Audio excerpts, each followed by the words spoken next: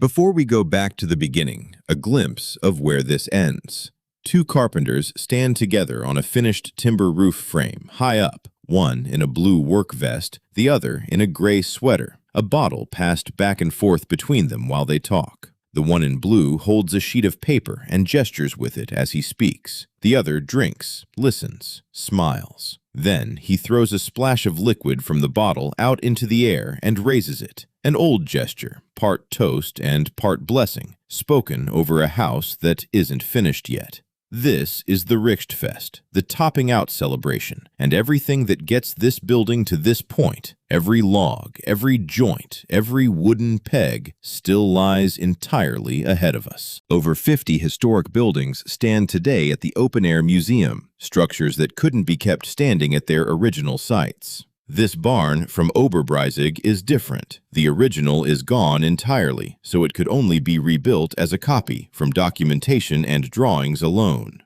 So we have the drawing, we have the wood. Let's start with this gable side. Two men walk down a dirt path toward a pile of felled logs, one carrying a thick folder, and stop to study the drawings inside. Plans labeled Linke, Rechte, Giebel, numbered beam by beam. At the museum's timber yard, carpenter Karl Schregel walks the length of the log pile in his flat cap, a folding rule, and a marking stick in hand, measuring one log after another and checking each measurement against a handwritten list. Wand hinten, Ram, Pfosten, with columns of numbers beside each entry. He's already worked out this list from the building drawings ahead of time, specifying the exact cross-section dimensions needed and lengths cut generously long for adjustment. In the workshop, he checks a beam against the same notebook once more before it goes anywhere near a saw. At the sawmill, a heavy saw blade works back and forth through a log, the carriage sliding the timber into the cut. Karl Schregel watches closely, moving the carriage, repositioning the log. Cutting the greatest amount of squared timber out of a raw log without wasting much of it is genuinely not simple. It takes a practiced eye and real experience at the saw carriage. From here, two stages start running side by side, rough cutting the timber to size and laying out the joinery, the abend, as pieces are ready.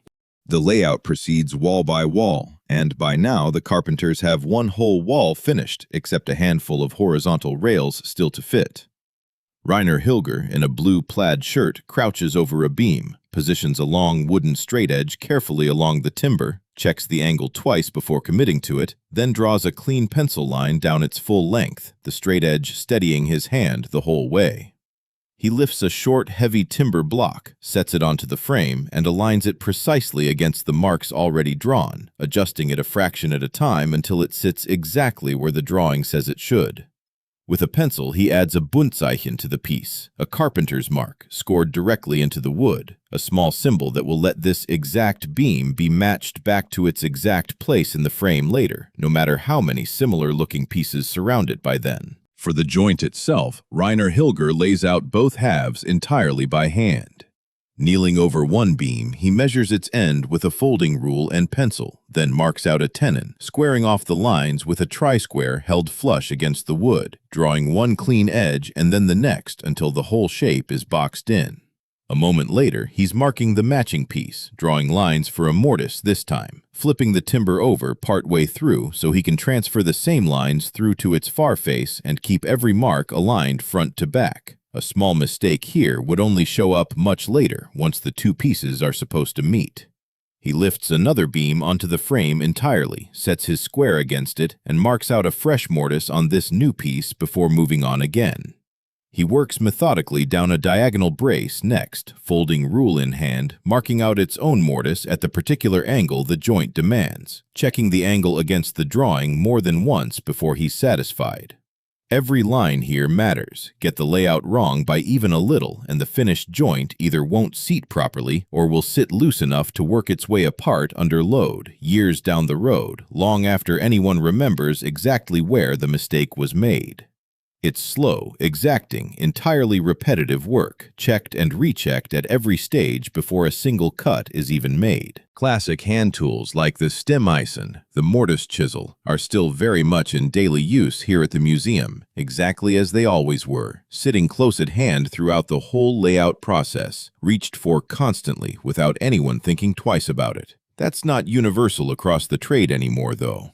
Other carpenters doing modern timber frame construction today often rely on machines for essentially the entire process. Cutting joinery, a museum crew like this one still does largely the old way, by hand, keeping techniques that have otherwise mostly disappeared, not just remembered, but genuinely still practiced, beam after beam, exactly as they were a century or more ago.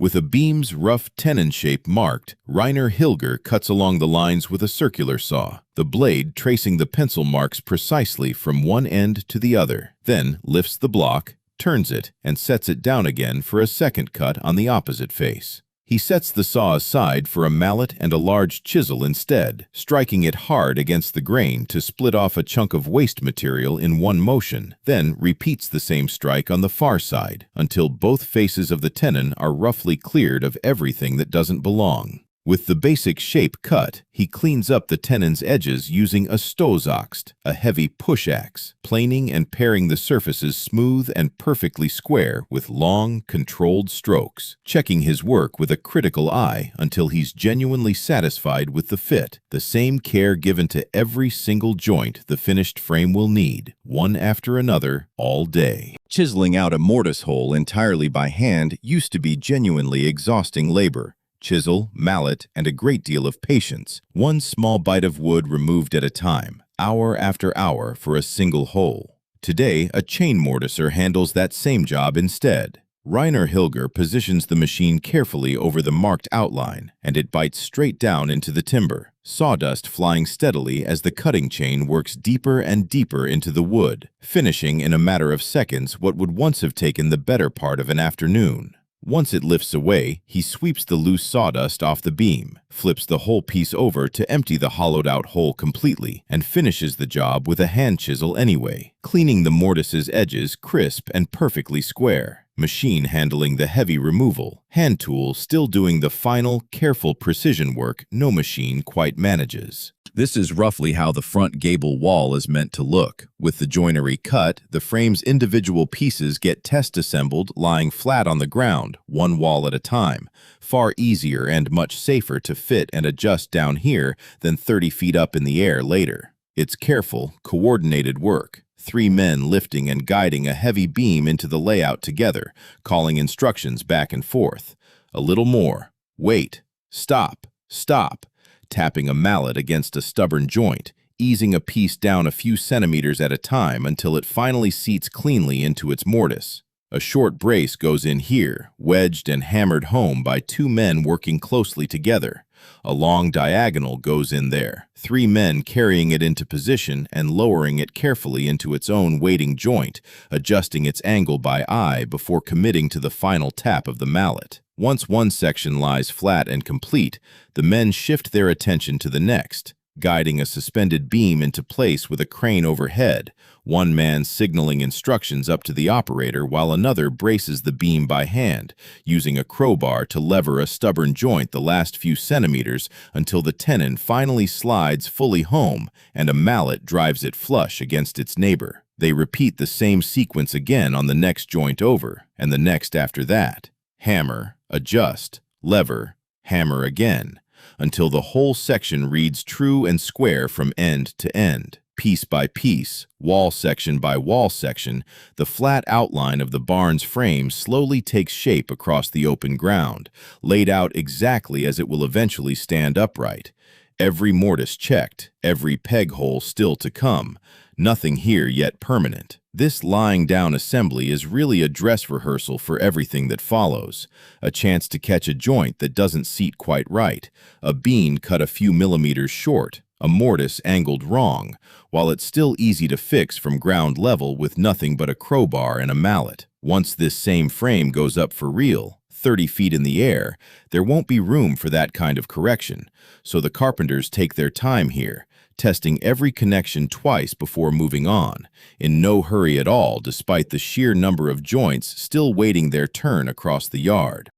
Once a section of frame is fully test-assembled this way, it gets clamped tight with heavy cramps to hold every joint square and true against its neighbor, and Karl Schregel drills straight through each joint with a large drill press for the wooden pegs that will lock the whole thing together for good, sliding the machine along the beam from joint to joint. A hand sets a peg into a freshly drilled hole, and a second carpenter, sitting right on the beam itself, hammers it home with a mallet, then chisels the excess flush and checks the result with a square before brushing away the last of the shavings with the flat of his hand. A strong, still-living sense of craft tradition keeps the old-style carpenter's marks in constant use here to this day. Not decoration, but a genuinely practical system that lets every individual piece be correctly matched back to its own exact place once the frame goes up for real. A process the carpenters simply call Richten, one they trust completely because it's outlasted every generation of carpenter who's ever used it.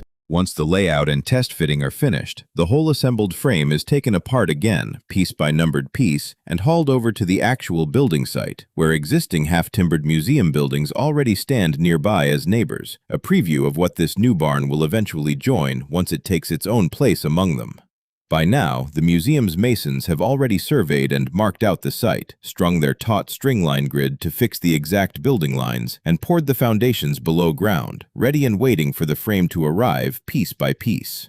A small tractor moves timber around the site while the carpenters organize the disassembled pieces into their proper order, sorting beams by their carpenter's marks so nothing gets confused, and a loaded cart of beams waits its turn as the tractor's lifting arm hoists a pre-assembled frame section clear off the ground and swings it steadily toward the waiting foundation. One whole section of a barn, still in pieces, finally arriving at the exact place it will stand for good. The carpenters lay the sill beam of the front gable wall across a set of prepared wooden trestles, positioning it precisely before anything gets stood upright.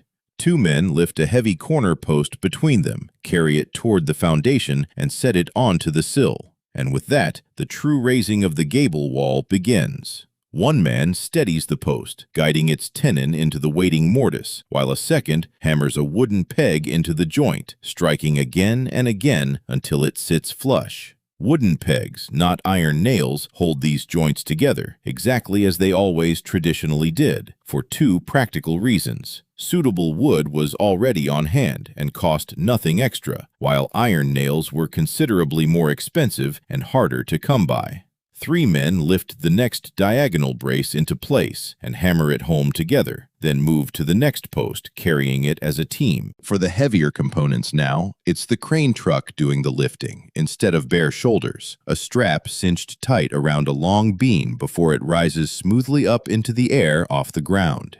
Helmut Schmitz operates it from the cab, watching closely, guiding each piece into position with far more control and precision than muscle alone could ever manage on something this heavy. Down on the frame, the men signal him with a raised hand, then work the beam onto its tenons with mallets and a crowbar, prying and hammering it the last few stubborn centimeters until it finally drops solidly and squarely into place. The ram, the wall plate running the length of the top of the wall, closes it off completely and gives real, lasting stability to the whole timber frame standing beneath it. The Bundzeichen, the tie beams, span across and tie the two long eave walls of the barn together, locking what would otherwise be two separate standing walls into one single connected structure. The crane lifting each new piece into place overhead, while the ground crew guides, hammers, and levers every joint fully home below. Two men carry a small triangular gable section up and hold it upright at the peak of the frame, aligning it on the crossbeam below before fitting its joints into place.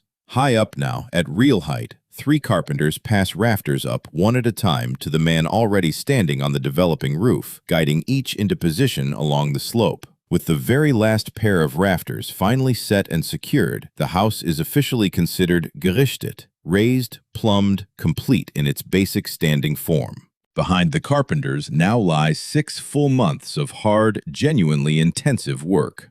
One of them, in a flat cap, hammers home a peg on the finished roof structure, sits back for a moment, and smiles down at what the crew has built together.